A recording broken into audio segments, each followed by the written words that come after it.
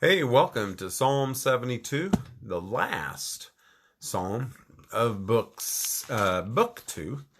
And it says at the end, there's a little doxology. It says, this concludes the prayers of the son of David, the son of Jesse. So this is the end of book 2, and it's funny, and it talks about that in the doxology, about the last of David's psalm. This is actually a psalm by Solomon, his son. And it's a psalm about a royal king, and he's praying. His prayer is the Lord, that you would just let justice and righteousness rule in this kingdom during my time. And the last three verses of this psalm, starting at verse 18, 19, 20, then, is kind of a recap by the editors that put the Psalms together. If you didn't realize this, the Psalms were not written by David, and he wrote down the first 28 or first 72, and then handed off to somebody else. He didn't even know it was going to be in a book, most likely. He was compiling them, and in the exile, these Psalms were put into a book. And then they were segmented and rearranged the way we have them today in 5 different sections of the book of Psalms. And they're each called a book. And this is the end of book 2. Solomon is praying that the Lord would endow his reign with righteousness and justice. Now, righteousness is showing no favorites when, justice is really that too. Justice in deciphering a right and wrong and making decisions about complaints and different things that come before a judge or before the court. Justice is showing no favorites. Doesn't matter if they're high on the social ladder or low. It doesn't show any favorites toward race or gender or acquaintance or anything. And righteousness is really following the laws and being orderly and being correct in the things that you do according to the community's law.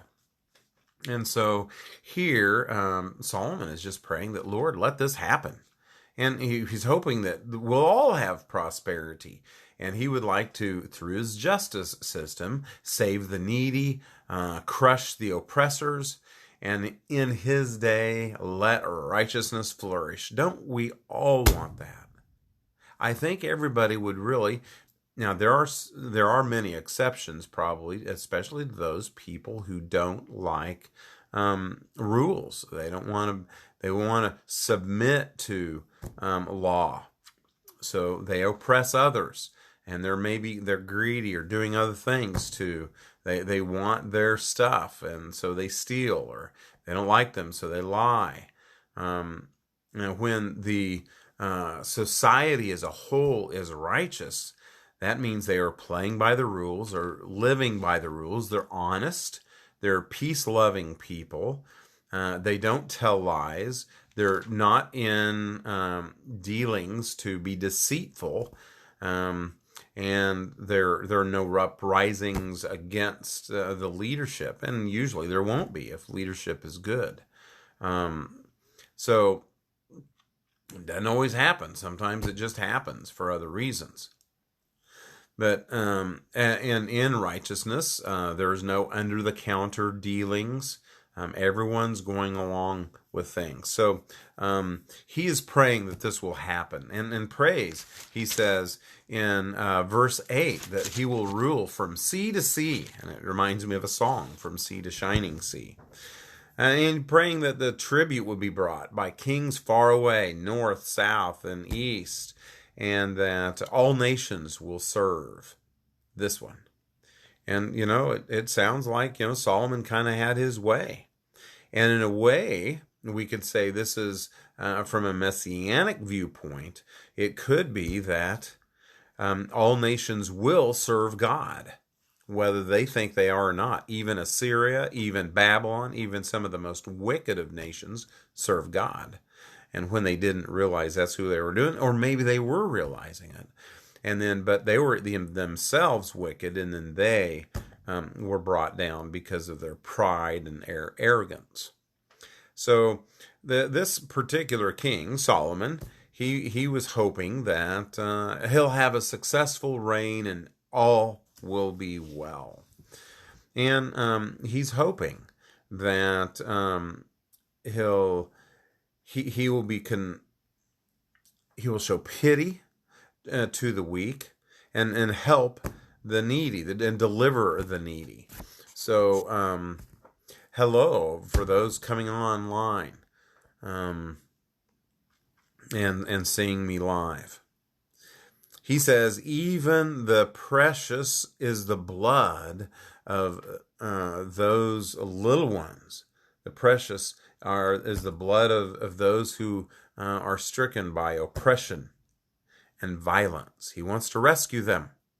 So that's really what justice does, and good righteousness will want that as well. And then, at the very end, all nations will be blessed through him, and they will call him blessed. And that certainly they did for Solomon during his time.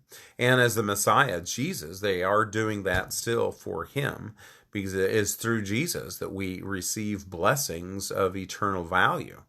It is only through Jesus that we find righteousness. It's only through Jesus that we'll end up having true justice. And it is only through Jesus that we have hope of salvation. So he is our blessings source. It's no one else. We can't do it alone. And we can't say that we did it all by ourselves. But at any rate, that's the end of the psalm as Solomon wrote it, and then the doxology when the editors, if you want to call them, the people that put the whole book of Psalms together, they added these next 3 verses.